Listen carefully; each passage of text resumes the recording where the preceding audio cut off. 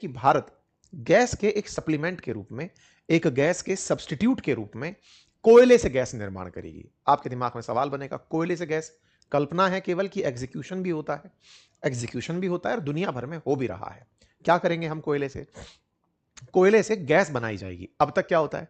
कोयले से बिजली बनाते हैं। कोयले से बिजली कैसे बनाते हैं? कोयला जलाया, हीट निकली, उस हीट से पानी को गर्म किया, वेपर बनी, उस वेपर से टरबाइन घुमाया, टरबाइन घूमने से इलेक्ट्रिसिटी पैदा हुई। एक प्रोसेस जो आपने सुना, इसको करने के लिए बड़ी बड़ी मशीनें लगी हैं। आज देश की लगभग 80% ऊर्जा आवश्यकता, सरकार 70% क्लेम करती है लेकिन कई डेटा 79% तक बोलता है। 79% तक जो ऊर्जा आवश्यकता है वो कोयले से बनी हुई बिजली से ही पूरी हो रही है। जब बिजली बनाने में कोयला जला के इलेक्ट्रिसिटी बनाने में उपयोग किया जा रहा है, भारत में कोयला आने वाले 400 साल तक के लिए उपलब्ध है। अगर वर्तमान गति से हम कोयले का दोहन करते रहें तो भी 400 साल तक का कोयला स्टॉक। अभी हम उसका उपयोग कर रहे हैं बिजली बनाने में। अगर हम उसका उपयोग गैस बनाने में करने लगे, क्या कोई इसकी रासायनिक प्रतिक्रिया सेम होती है? क्या सेम तरीका है हीट बनने का और गैस बनने का? अगर सेम तरीका है तो क्या ये एलएनजी का सब्स्टिट्यूट बनेगा या एलपीजी का? आज के सेशन में हम चर्चा करेंगे। कोयले से बनने वाली गैस को सिन गैस कहा जाता है।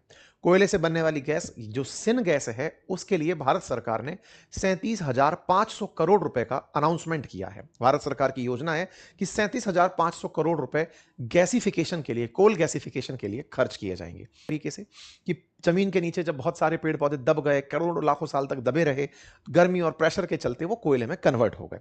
ये जो कोयले में कन्वर्ट होने की प्रक्रिया है, इसमें कई करोड़ साल लगे और उस करोड़ साल के बाद में कोयले की मात्रा में कार्बन की मात्रा जैसे जैसे बढ़ती चली गई, कोयला उस लेवल पे क्लासिफाई किया जाता रहा। पीट, लिग्नाइट, सब बिटुमिनस, बिटुमिनस, एंथ्रासाइट। जिस कोयले के अंदर यानी कि कार्बन और कार्बन के साथ ऑक्सीजन ये प्रमुखता से उपलब्ध होता है जब कोई प्लांट होता है। लेकिन प्लांट से धीरे धीरे ऑक्सीजन और वाटर निकलती चली जाए तो कार्बन की कंसंट्रेशन बढ़ना शुरू हो तो कोयला उतनी ही उच्च क्वालिटी का बनता चला जाता है। ऐसे में एंथ्रासाइट यानी कोयले का वो प्रकार जिसमें कार्बन की मात्रा 86% से लेकर 97% तक होती है, सबसे उन्नत किस्म का कोयला माना जाता है। मतलब कोयला कार्बन के कारण पहचाना जाता है। जितना परसेंटेज कार्बन, इसका मतलब क्या है? इसका मतलब है कि आपने एक पत्थर उठाया जिसका वजन 100 किलोग्राम है, अब उसमें कार्बन की मात्रा कितनी है, इससे कोयले की क्वालिटी चेक होती है। अगर जो काला पत्थर आपने उठाया उसमें कार्बन की मात्रा 86% से ऊपर है तो उसे एंथ्रासाइट कार्बन नाम दे दिया, एंथ्रासाइट कोयला नाम दे दिया गया। कार्बन से क्या फायदा होता है?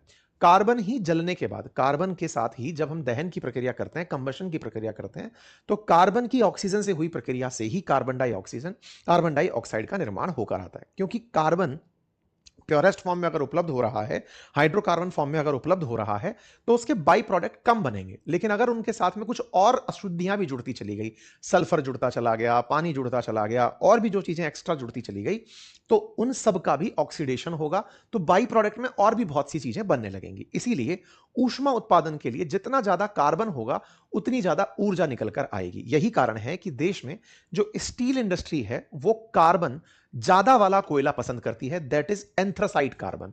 क्योंकि लोहे को गलाने के लिए जो ज्यादा हीट वाला कार्बन चाहिए वो एंथ्रासाइट कार्बन वाले कोयले में हो पाता है। ओके साहब, हमारे देश में एंथ्रासाइट कोयला बहुत कम मिलता है। मेघालय के अंदर और जम्मू कश्मीर में इसकी उपलब्धता है। इसीलिए देश एंथ्रासाइट कोयले को इंपोर्ट भी करता है। जैसे ऑस्ट्रेलिया से भारत कोयला इंपोर्ट करता है। ऑस्ट्रेलिया में माइंस जो हैं वो अडानी ने इसी कारण से परचेज की थी कि वहां का कोयला वो बेच करके दोनों तरफ से, यहां पर पोर्ट है और वहां पर कोयले की माइंस हैं, तो पैसा बनाएगा। ये पुराना मामला हो चुका है जिसका ऑस्ट्रेलिया में बहुत विरोध भी हुआ था, इसकी चर्चा हमने पहले भी की है। तो ये तो हुआ एंथ्रासाइट का मामला। भारत में जो कोयला सबसे ज्यादा मिलता है वो बिटुमिनस कोयला है। बिटुमिनस कोयले के अंदर जो कार्बन की मात्रा है वो 45% से 80% के बीच में कहीं भी हो सकती है। भारत में जो बिटुमिनस कोयला है और इससे पहले वाला लिग्नाइट कोयला है।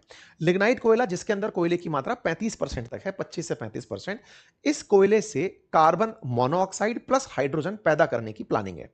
हमारे यहां जो बिजली उत्पादन भी होता है वो भी बिटुमिनस और लिग्नाइट से ही होता है। इन दोनों से ही बिजली का उत्पादन किया जाता है। बिजली का उत्पादन कैसे होता है? कार्बन को बर्न, कोयले को जलाया जा रहा है और जलाकर के जो हीट निकल रही है उससे वाटर वेपर तैयार की जा रही है। वाटर वेपर पानी को जला के, पानी को उबाल के, और उससे टरबाइन घुमाकर बिजली का उत्पादन होता है। भारत के अंदर जो कोयले का भंडार है वो 400 अरब टन के अराउंड माना जाता है और भारत दुनिया में दूसरा कोयला उत्पादक है। पहले नंबर पर चाइना का नंबर आता है। दुनिया में जितना भी कोयला फिलहाल यूज हो रहा है उस कोयले का 50-51% जो उपभोग है, यानी कि मान लीजिए 100 किलो कोयला धरती से निकलता है तो 51 किलो अकेला चाइना निकालता है। उसके बाद भारत का नंबर आता है जो 11% कोयला बाहर निकाल करके यूज कर रहा है। भारत में कहां कहां से निकलता है तो उड़ीसा, झारखंड, छत्तीसगढ़, पश्चिम बंगाल, मध्य प्रदेश, ये पूरा की पूरा दक्कन ट्रैप जो है वो इस कोयला उत्पादन के लिए जाना जाता है, जहां की जमीन से कोयला बाहर निकल कर आता है। ठीक है, कौन सा कोयला है तो बिटुमिनस का उपयोग सबसे ज्यादा होता है और इसी से हम लोग बिजली पैदा करते हैं। कितनी परसेंट बिजली? हम 70% बिजली कोयला उत्पादन से करते हैं, कोयला निकालकर उससे थर्मल पावर प्लांट के माध्यम से करते हैं। मतलब कोयला निकला और उसे थर्मल पावर प्लांट्स के माध्यम से बिजली उत्पादित करके देश भर की बिजली की आपूर्ति उसी से की गई। हालांकि कोयले से निकली कार्बन डाइऑक्साइड एक प्रदूषण का कारण बनती है, लेकिन फिर भी हमारे पास और कोई अल्टरनेटिव उससे सस्ता उपलब्ध नहीं है, इसलिए कोयले से निकली हुई हीट का उपयोग बिजली उत्पादन में किया जाता है। अब यह बिजली तक तो सीमित था, लेकिन हमारे खाने को जलाने के लिए, अब इसको आसान तरीके से समझते हैं, कोयले को जला करके जो बिजली बनाई जा रही है, अग्नि पैदा करना ही तो हमारे लिए जो गैस है उसका काम है। आसान तरीके से समझिए, कोयला जला करके आपने बिजली बनाने के लिए किया क्या? कोयला जलाया था, हीट निकली थी, उसका उपयोग बिजली बनाने में किया। हमें वही हीट तो घर पे चाहिए, लेकिन दिक्कत क्या है, हम घर पर अगर कोयला जलाने लगे तो प्रदूषण बहुत हो जाएगा, कार्बन डाइऑक्साइड बहुत सारी निकलेगी, कालिख पुतने लगेगा, कार्बन बहुत सारा, क्योंकि हमारे पास प्योरेस्ट फॉर्म में कार्बन नहीं आ रहा। हम कोयला उपयोग तो कर लें, लेकिन घर में कोई एंथ्रासाइड कोयला भिजवाए और हम उसका एफिशिएंट यूज कर पाए। इसलिए आपके घर तक जो कार्बन है उसको पहुंचाना तो है, लेकिन प्रदूषण कम से कम हो ऐसे पहुंचाना है।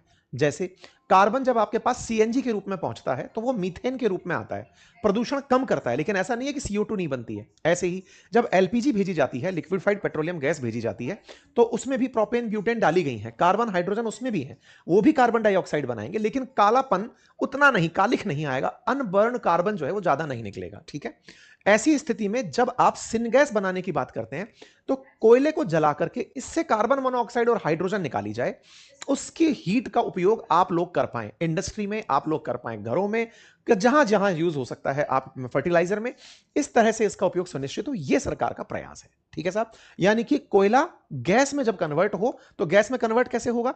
गैस में कन्वर्ट करने के लिए उसको प्रॉपर तरीके से ऑक्सीजन के साथ मिलाकर जलाया जाएगा, कंट्रोल्ड रिएक्शन में 1000 डिग्री सेंटीग्रेड तक ब्रेकिंग करने का कोयले को प्रयास किया जाएगा, फिर जो गैस बनेगी उसे पाइप के माध्यम से आप तक भिजवा दिया जाएगा, जिसमें carbon monoxide, carbon dioxide, methane, hydrogen सब हो सकता है, लेकिन हां, उसे आगे चल करके सिंथेटिक नेचुरल गैस में भी कन्वर्ट करने का प्रयास, यानी एसएनजी के अंदर भी प्रयास किया जाएगा। सिन गैस का फॉर्मूला यही है, कई परीक्षाओं में पूछा जाता है, आप में से बहुत से लोगों ने देखा होगा, लेकिन इसको आगे चल के एसएनजी में बदला जा सकता है, सिंथेटिक नेचुरल गैस में, इसकी और रिएक्शंस कराकर मीथेन में बदला जा सकता है, यानी कि आने वाले समय में ये एलएनजी का सब्स्टिट्यूट बन सकता है।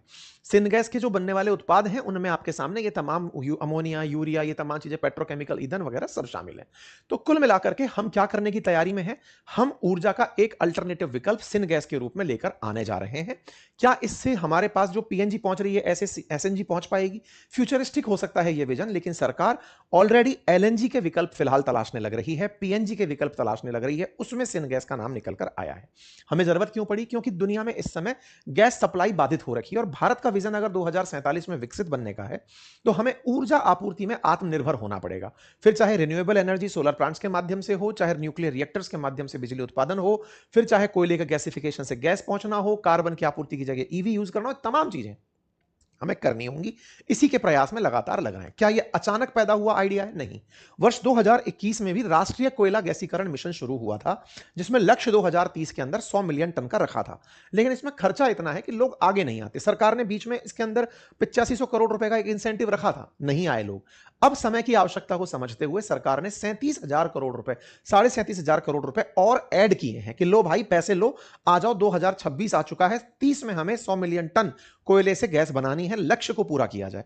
इस कारण से सरकार ने इंसेंटिव योजना इसमें शुरू कर दी कि आओ, जिसको धंधे में पैसा लगाना है लगाओ, हम आपके साथ हैं। तो उम्मीद है आप लोगों को यह बात समझ में आई होगी, सरकार की योजना का महत्व समझ में आया होगा, 20% तक का वित्त पोषण समझ में आया होगा, और सरकार इसको कैसे करना चाहती है वो मैंने आपको